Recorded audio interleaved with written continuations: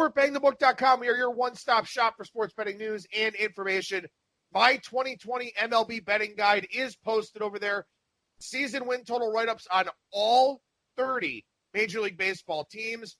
Got division futures, got pennant futures, got World Series futures, also player futures for the Cy Young in both leagues, the MVP in both leagues, and also the Home Run King. So tons of content. If you're just a baseball fan or want to learn more about the game, the guide is very good for that. If you're involved in fantasy baseball, the guide will help for that. Then obviously here, betting, not just season win totals, but on a game-by-game basis. A lot of good information for all of that stuff out there. So hoping to put that up on Amazon here very early in the week this week. Hopefully that'll happen sometime today. Maybe happen Tuesday, maybe happen Wednesday. But very, very proud of that guide. Put a lot of work, a lot of time, a lot of effort into it. So far, I've gotten a lot of positive feedback with that guide. So please head over to BangTheBook.com where you can download the PDF or you can look through the individual article pages. Also over at the website, Daily NHL from Parker Michaels, daily college basketball and NBA coverage. We've got soccer coverage, golf coverage from James Mazzola with the Honda Classic here coming up this week.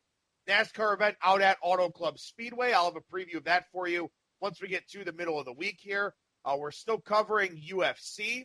Got another UFC event this weekend. We got a lot of stuff going on over at BangTheBook.com, and we'll have a lot of stuff for the conference tournaments as well. I do a conference tournament preview for all 32 conferences. Those start March 3rd, so I'm going to be doing that over at the website here throughout the month of March. These really are my two busiest months of the year with the MLB guide and then all the college basketball stuff we do for conference tournaments and March Madness. So lots of stuff going on over at the website. Please make sure you check it all out. Finally, as you know, this and every edition of Bang the Book Radio presented by our friends over at DSI Sportsbook. BTB and the number 200 is that promo code. 100% deposit match bonus for the sportsbook. 100% deposit match bonus for the live casino at BetDSI. It's only a game until you bet it. And they've got a lot of those player futures, season win totals, stuff like that over there at DSI. And in fact, I've found some better prices on some of the win totals over there at DSI. So once again, head on over there and use that BTB 200 promo code. Now, I will be bringing back the Monday mailbox here pretty soon, but I have had some questions from people that have signed up for the mailing list for the notes from these Bettor's Box segments, and you can do that by emailing me, adam@bangthebook.com. But I've had some questions about where to get info, and obviously my MLB betting guide would be the first place I would tell you to start. But I get a lot of my information from places like Fangraphs, from a place like Pitcher List. Pitcher List and Alex Fast and the team over there, they do a phenomenal job looking at not just pitchers, but also there's some content with hitters as well. That's very, very good work. Fantasy sites are very good here at this time of the year. Obviously, a lot of fantasy drafts coming up here in the month of March. So they're doing a lot of deep dive studies on pitchers and position players. That's very good information for you. Baseball Reference is largely stat-based. There's not a whole lot of articles with analysis over there, but the numbers, if you can't find it at Baseball Reference or Fangraphs, it's not out there. So a lot of great information over at Baseball Reference. The Athletic is worth the subscription price. I think they do a lot of great work. They've got some of the best beat writers in the business over there at The Athletic, covering stuff from a wide variety of angles. And also, too, here we talked about spring training betting on last Wednesday's show with Brian Leonard. Those are boots on the ground for The Athletic. They actually have the financial coffers to send their people out to spring training. And in some cases, some of these local papers and beat writers, they don't have the money to do that these days because print media, kind of dying a slow death out there. But a lot of the writers from The Athletic will be on the ground at spring training. That's where you're going to find the bulk of your really good info. And finally, BaseballSavant.com. That's the home of StatCast data out there on the internet. Mike Petrello at MLB.com does great work covering the StatCast stuff. But BaseballSavant.com. And in fact, over on our Bang the Book YouTube page, if you search for Bang the Book Fangraphs or Bang the Book Baseball Savant, something like that, I've done a couple of screencast videos in the past, taking a look at how to use Fangraphs for handicapping baseball, how to use Baseball Savant for handicapping baseball. those two videos still very relevant. I think there's some very good information on those two 15-minute clips. So head on over to our Bang the Book YouTube page and check those out. All right, with that, let's go ahead and do the 5 and fly. I started this on last Thursday's show with a look at the American League East. What this is I spent 5 minutes on all 5 teams within the division. Today it's the AL Central. Coming up here on Thursday, it'll be the American League West. And then obviously after that, we'll have the American League East. We'll wind up, or the National League East, the National League Central, and the NL West here. So that'll kind of take us up to the middle of the month of March when I may bring back the Bettor's Box full-time on Thursdays, maybe despite the fact that we've got the NCAA tournament going on. But in any event here today, going to start with the AL Central. I'm timing these. I'm trying to hold to about 5 minutes on every one of these teams here. So here we go with a look at the Chicago White Sox. And to me, I look at the Chicago White Sox here with a season win total of 84.5. I think that will be coming down first and foremost. I think this is a team that has a very, very wide range of outcomes. And I've talked about this before, that in a general sense, those are the types of teams I want to look to play. I want to look to play on those teams that I think have a very wide range of outcomes. I think the White Sox do, but the problem is I think this is a team that could finish anywhere from 72 or 73 wins to about where their season win total is. This is a season win total that is an underlook for me. I haven't played it as of yet, but I do think as spring training goes along here, I will wind up playing the White Sox under. With that negative sentiment about the Indians, I'm kind of waiting to see if I can maybe squeeze out an 85, an 85.5, something like that on Chicago. But one of the reasons why this is such a high variance team is because last year they had very high batting averages on balls in play. This is not a sustainable offensive game plan to me. They had low power numbers and a low on-base percentage. Now, in fairness, they did add Yasmani Grandal and Edwin Encarnacion, two guys that hit for power and, most importantly, walk.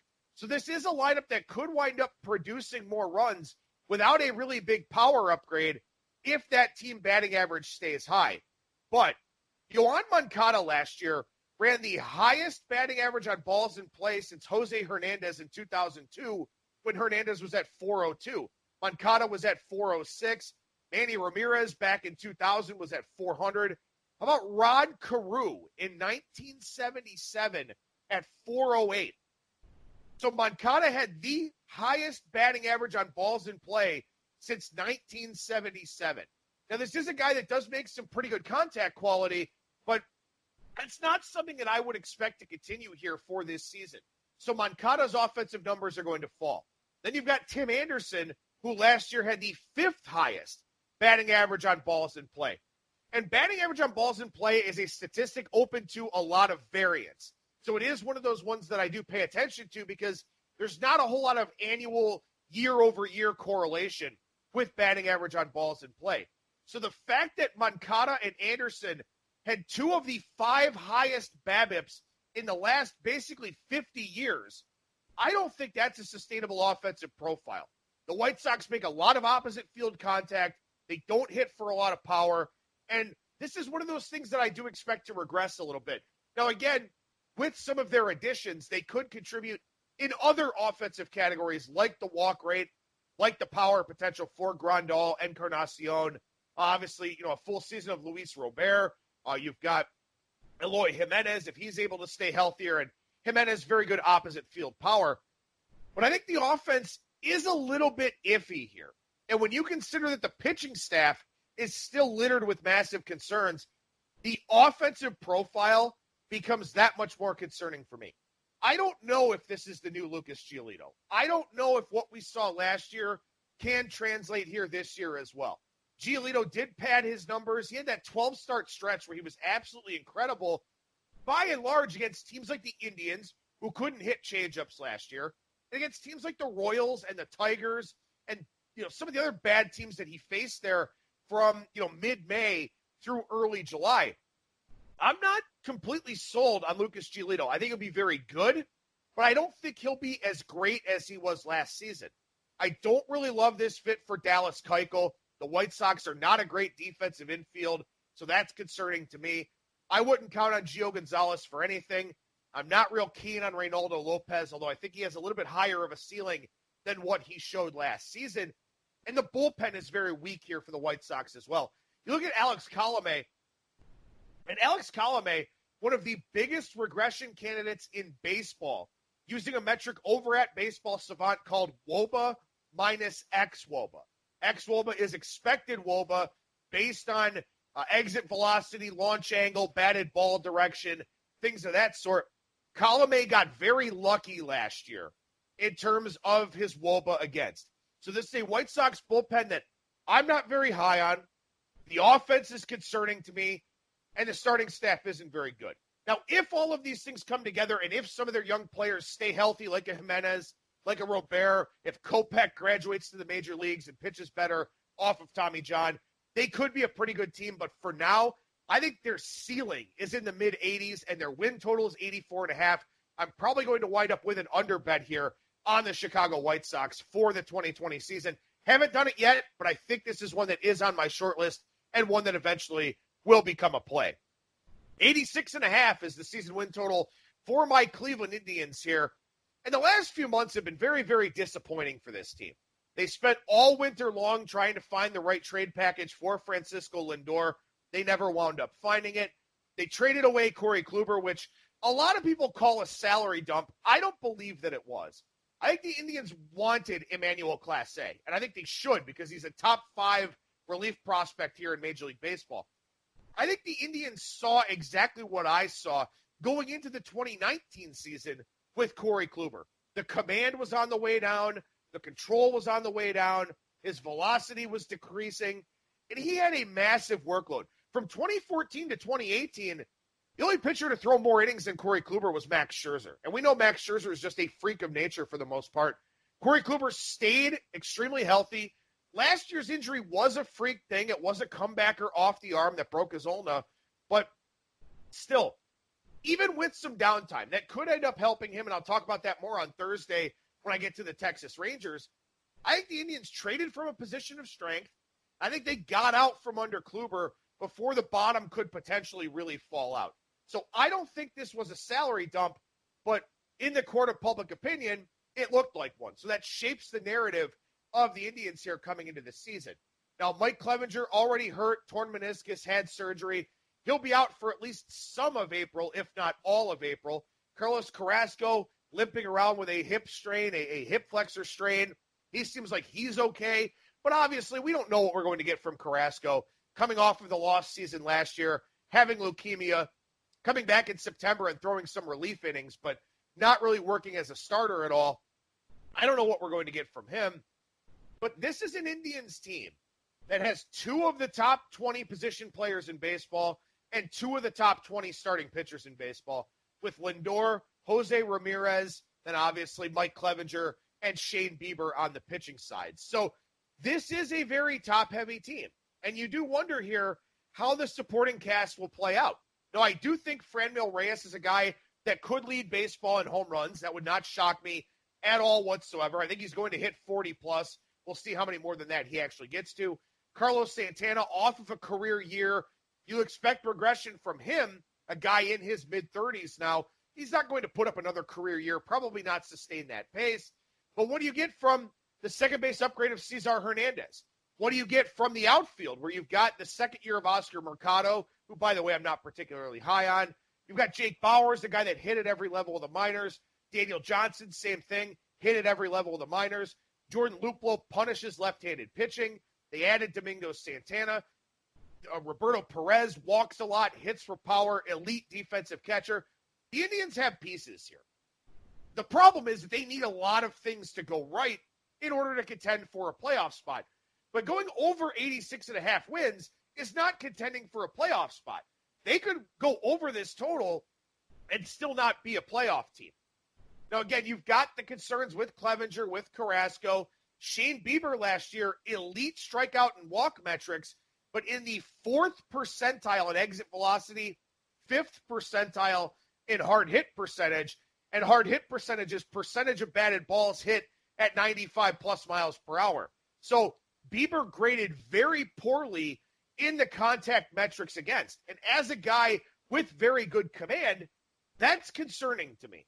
Is this a situation where Bieber runs into worse luck with balls in play, worse luck with the long ball? It's certainly a possibility. Now, I do think people do not realize how good Aaron Savale could be. Elite command, high spin rates, very good in the percentiles for the exit velocity and hard hit percentage contact metrics. The rotation will be good. The bullpen will be solid, assuming Brad Hand is okay. You've got James Karinchak and then Class A, who are two high upside relievers. The problem for the Indians is their margin for error is remarkably thin. If any of those top four guys miss significant time, they won't overcome it like they did last season. This is a team that overachieved big time by the alternate standings metrics, so I do lean over 86.5 here a little bit. But again, this team is just way too top-heavy to fully consider from a season win total standpoint. How about the Detroit Tigers here? 56.5, the season win total for the Tigers. And I'm going to go ahead and say it right up front here. This is the worst team in baseball for me. This team is worse than the Baltimore Orioles. This team is worse than the Seattle Mariners. This team is worse than the Miami Marlins. This is the worst team in baseball for this season. So if anything, I'm going under the season win total here for the Tigers. With that being said, the second half for the Tigers could be a lot more fun than the first half. In the minor leagues, you've got Casey Mize. You've got Matt Manning, who's a top 25, top 50 MLB prospect, depending on where you look. You've got Joey Wentz. You've got Alex Fado. You've got some guys that are coming up through the system that will be pitching upgrades for this Detroit Tigers team. The problem is this offense is awful, in capital letters, awful. Now, they did make some interesting moves here coming into the season. They brought in some one-year rental guys. And in fact, we saw a lot of bad teams do this. The Tigers have done this. The Marlins have done this. The Giants have signed every platoon bat under the sun. Bad teams are smart about this because with the uncertainty of what will happen with the next CBA, a lot of these teams probably won't be competitors in the free agent market. And they really have no reason to be. So what you try to do is you try to get these low-risk, lower-cost, one-year rental guys and then spin them at the trade deadline to get some prospects. So Detroit could be very active at the trade deadline here with guys like C.J. Cron, with guys like Jonathan Scope. Maybe they decide to move on from a guy like Matthew Boyd. The problem that I have is that Cron and Scope are two guys that derive just about all of their offensive value from hitting for power. Well, Comerica Park is one of the worst offensive ballparks in Major League Baseball. The outfield is expansive. The center field wall is very deep. The angles in left and right center field are very deep because the outfield walls just go at a complete slant. It's not one of those ballparks where you've kind of got little cutouts and stuff like that. The walls are just slanted toward that deep center field. So the Tigers' offensive ballpark is very low from a park factor standpoint. So this is a bad offense already that doesn't score at home. The problem last year is that they didn't score on the road either. I believe they scored 12 or 18 more runs on the road, something like that, than they scored at home, which is really problematic because scoring at home is very difficult to do. So guys like Cron, guys like Scope that they brought in for some extra power potential, well, they're not going to hit for power at home. Maybe they hit for power on the road, but they won't hit at Comerica Park. So those are guys where I think their trade values are capped a little bit. But in the second half, the Tigers, if they graduate some of these pitching guys, could be good first five under candidates, maybe full game under candidates, stuff like that. Now, Matt Boyd, who I mentioned could be traded here at the trade deadline in July, a 301 WOBA, weighted on base average against in the first half, a 344 WOBA against in the second half. His strikeout percentage fell, his home run rate went up, and in fact, his home run numbers were worse at home, which is concerning to me going into the next season here. He's a trade candidate, but I don't know how good he'll be. And this Tigers team does not have a good bullpen either. Now, there's one guy I do like on this team, and that's Spencer Turnbull. And last year, Spencer Turnbull only had 3 wins of the 30 starts that he made. but the stuff is pretty good. The home run rates are okay. If he lowers the walk rate, he may be the only guy that I wind up backing here throughout the season with the Detroit Tigers. Even Matt Boyd is a guy that I'm probably going to look to stay away from. But this Tigers team, again, in the second half could look a lot different as some of their minor league arms graduate up to the big leagues. But all year long, this offense will be bad. This pitching staff will be pretty poor. The bullpen will be very bad. The only thing I could do with this team is look at the under 56.5. But again, you're talking about a very low win total, and I talk about that degrees of awful consideration that I have in my season win total guide, where there's not a whole lot of equity in betting on how bad a team will be. They're going to be bad. How bad will they be? Well, I don't know. Do they completely quit in the second half? Do they quit in September, something like that? Well, that's going to lower the projection for that team, but I don't know that. So the Tigers, I think, will be the worst team in baseball, under 56.5, but in the second half, they could have some exciting young starters graduating to the big leagues. The Kansas City Royals here, 65.5 is their season win total. Looks like another long year there at Kauffman Stadium. But I will say this, the lineup could be really fun. Jorge Soler, elite contact metrics last season. I'm talking like 99th percentile in exit velocity and hard hit percentage. Hit, 48, 49 home runs. Big home run spike for him. This looks sustainable to me.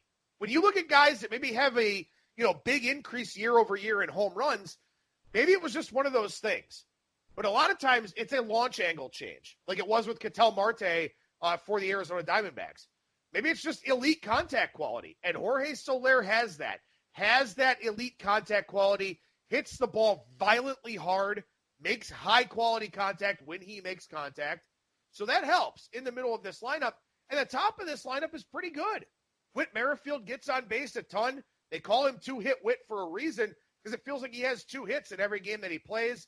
That's a guy that I think could get a little bit more aggressive on the base paths this season as well. Last year, his stolen base numbers were down a little bit. If he gets on base at the same or a higher clip this season, I would expect him to run a little bit more. Same thing with Adalberto Mondesi. Mondesi coming off of some major injuries last year. Very exciting player. Extremely exciting player. He makes things happen. The problem is he doesn't get on base very much. But he hits for a little bit of power, steals a lot of bags, pretty good shortstop as well. Very exciting player, a guy that could really help the ceiling for this Kansas City Royals team for this season. Hunter Dozier's coming off of a fine year. Maikel Franco from the Phillies, he's a bounce-back candidate. Franco's a guy that a few years ago hit 25, 30 home runs. Not a high on-base percentage guy, but hits for a little bit of power. The Kansas City Royals lineup could be pretty good. The Kansas City Royals pitching staff will not be any good.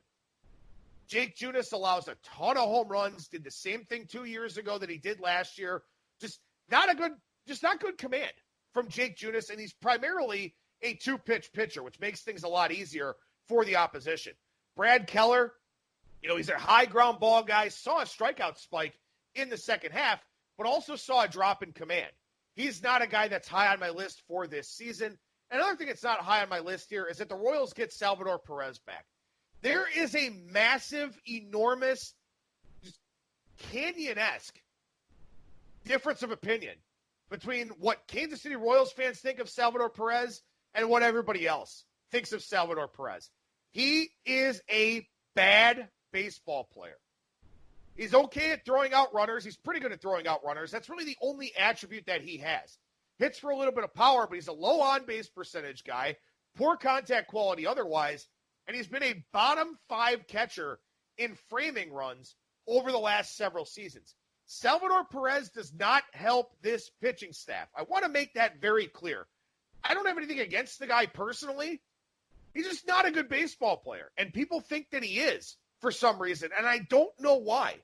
But he won't help this pitching staff. He will not steal strikes for these bad pitchers. And when you look at the splits going from a 1-2 count to a 2-1 count, they are substantial, man. If you can steal strikes, it goes a long way. If you go from 1-2 to a strikeout or 1-2 to 2-2, it is dramatically different. Even a first pitch strike from a first pitch ball is dramatically different. You want a guy that can frame for you. You want a guy that can steal those strikes. Salvador Perez can't do it. Another thing that worries me here about the Royals is Mike Matheny. Mike Matheny goes from being the manager of the St. Louis Cardinals, inheriting a very good team from Tony La Russa, to inheriting this Royals team. And there are pieces to build around for Kansas City, don't get me wrong. But Matheny goes from managing a proven commodity to a team in a rebuild. And I don't think Mike Matheny is a very good manager anyway. So I don't like this fit. I don't like this pitching staff. The best reliever, Ian Kennedy, will be traded throughout the season because he's an impending free agent, and he was actually pretty good as a closer last year. So he will be traded. The offense could be fun, but nothing else will be fun about this Royals team. Under 65.5 is the only way that I could look here. Not a bet for me at this time. They could be a team where we bet some overs on a game-by-game level throughout the course of the season. But I think under their season win total is the only way I could look, because they're probably going to have some trade pieces here once they get to the month of July. Finally, the Minnesota Twins here. Season win total 92.5 for the reigning AL Central Division champions. And I will tell you this is on my short list of win totals to bet. I do like the over here with the Twins. This line is too low, but I'm waiting for spring training to play out, because this is a team that does not have great depth from a starting pitching standpoint. Now, last year, we saw a big strikeout spike with Wes Johnson, who was a college pitching coach, no pro ball experience, but comes over from the collegiate ranks, known in college as the czar of velocity, wants strikeouts, wants guys to throw harder. And we saw that to a degree with some of these guys here for the Twins, in particular with their relievers. Jose Barrios really fell off in the second half. I worry about that. I worry about the velocity decrease. I worry about the command drop. But he did have more strikeouts in the second half, so that provides a little bit of hope for me with Barrios. They get Kenta Maeda. He comes over from the Dodgers. Some questions about that. I talked about that in my preview, where Maeda's a guy with some home road splits, and now he goes from Chavez Ravine with an elite defense with the Dodgers to Target Field with a pretty good defense with the Twins. But it is a league change. It is a new environment. Now you face the DH every time through the lineup. So I think Maeda's ceiling is capped a little bit here. I think he'll still be very good, but I don't think he'll be as great as people may be expecting. Jake Odorizzi, is he for real? The strikeout rate up, the walk rate down, the home run per fly ball percentage came down. Pretty good year for Odorizzi last year. Is that a guy that Wes Johnson maybe just tapped into and found some extra potential? I think that definitely is a possibility there with Odorizzi, but I don't know what I'm going to get from Homer Bailey. I don't know what I'm going to get from Rich Hill. And this is a team that does not run deep past the major league starting group. So that does worry me with Minnesota on the pitching side, or the starting pitching side. Now, on the bullpen side, I think this is a unit in line for some modest regression. I still think they'll be in the top half of the American League. I don't think they'll be a top 3 bullpen like they were last year. You look at a guy like Taylor Rogers, for example, 32.4% strikeout percentage, but only a 10.9% swinging strike rate. Now, the league average for starting pitchers was 10.1% from a swinging strike percentage standpoint. The league average for relievers last year, 11.8%. It is very hard to carry an elite strikeout rate with a below average strikeout percentage. So that's what Taylor Rogers is up against here, last year's closer and multi-inning guy for the Minnesota Twins. But I do think a guy like Tyler Duffy, who ran a 15.4% strikeout rate, probably going to be a little bit better. He can still carry his elite K percentage. Overall, this bullpen will be good. I just don't think it will be as great as it was last season. Okay, so I don't like the pitching staff. But why do I like the Twins over? This has a chance to be the best offense in the American League and second best offense to the Los Angeles Dodgers. This is a team that makes elite contact quality. Miguel Sano was top 5. Nelson Cruz is always top 5. Josh Donaldson was top 5. Mitch Garver was in the top 15, top 20. This is a team that makes a lot of high-quality contact.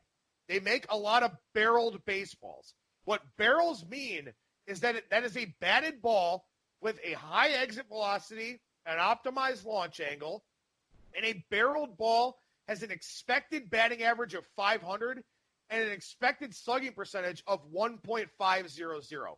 So more often than not, barreled balls are either really hard hit singles, doubles, triples, or home runs. Minnesota makes a lot of barrel contact. This is going to be an elite offense because they hit the ball extremely hard. I think Miguel Sano could be an MVP candidate. I think he's a home run king candidate per my research. You can check out that article over at BangTheBook.com. We know Nelson Cruz hits the ball hard and just doesn't age. Garver hits the ball hard. Josh Donaldson hits the ball extremely hard. They're going to make a lot of positive contact this season. This will be a top 5 offense in baseball. I think it could very well be the best offense in the American League. And like I said, probably second to the Los Angeles Dodgers, and maybe potentially could be first if the Dodgers hadn't gotten Mookie Betts. That is how high I think the ceiling is for this Minnesota Twins offense. So they are an over 92.5 consideration for me. Best offense in the division, and just a lot of things to like about the offensive side for this team. And I think with Wes Johnson, the pitching staff could be a little bit better here as well. All right, so 25 minutes and 10 seconds there on the Central Division in my 5 and Fly segment. Not too bad there with that. We take a look at some spring training injuries here to wrap up the Bettor's Box, and then we'll talk college basketball with Kyle Hunter here. Rogelio Armenteros for the Astros has been shut down with an injury. This is problematic. The Astros already have depth issues. They're saying Josh James looks really good in camp. He makes the transition from relieving to starting. You've got Lance McCullers off of Tommy John. You've got Zach Greinke in his mid-30s. He shows up late to camp. You've got Justin Verlander in his late 30s, coming off of back-to-back career seasons. You don't have Garrett Cole anymore. I'm getting extremely worried about this Astros starting rotation. Armenteros was a guy that was probably going to make it as a 5th starter type of dude, but now getting shut down, I can't see that being the case. He won't make the team out of spring training.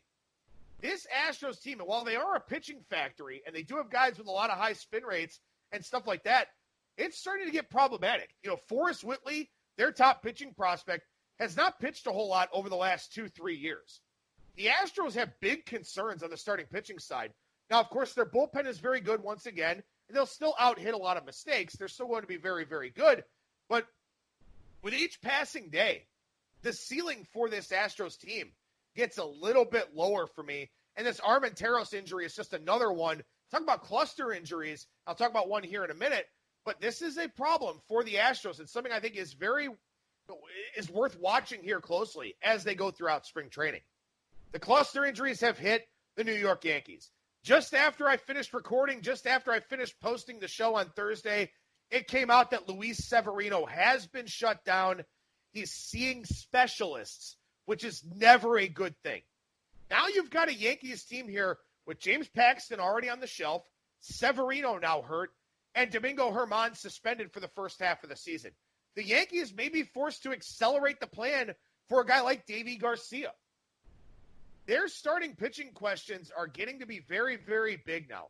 And Severino was a guy with elite level upside. He was a huge addition to this pitching staff. If they don't have him for 150 plus innings, and you're talking about them trying to get to a season win total of 101.5, I'm worried about this team. Like I said on Thursday's show, I like the Tampa Bay Rays over. I like the Tampa Bay Rays at plus 650 to possibly win that division. I like the Rays in the 16 to 20 to 1 range. Or they're even 30 to 1 to win the World Series at some places. I like that bet. The Yankees have problems, man. They have a lot of guys on the position player side that deal with a lot of injuries too. So I'm very concerned about the Yankees. Very concerned about looking at that over that I mentioned in my betting guide with this Severino news, just because with all these injuries adding up, their ceiling gets lower and lower and lower. And I like the Rays. I really do like the Rays there in that American League East. Eduardo Rodriguez slipped on a backfield for the Boston Red Sox. He already has chronic knee problems. Now they're taking it easy with him due to a left knee issue. Watch this one closely. I mentioned this on Thursday's show. No commentary on Eduardo Rodriguez, the person, but the Red Sox aren't going to give him a contract extension, it doesn't look like, given that they took him to arbitration over a paltry sum of money. If he's not feeling close to right, he may take it easy here. And go with that body preservation for that free agent contract because you don't get a lot of those opportunities in Major League Baseball as a pitcher. So watch Rodriguez closely here. That is a growing concern there for the Boston Red Sox. Finally, just watch for a lot of soft tissue injuries in general. Guys working out, guys swinging the bats a lot more.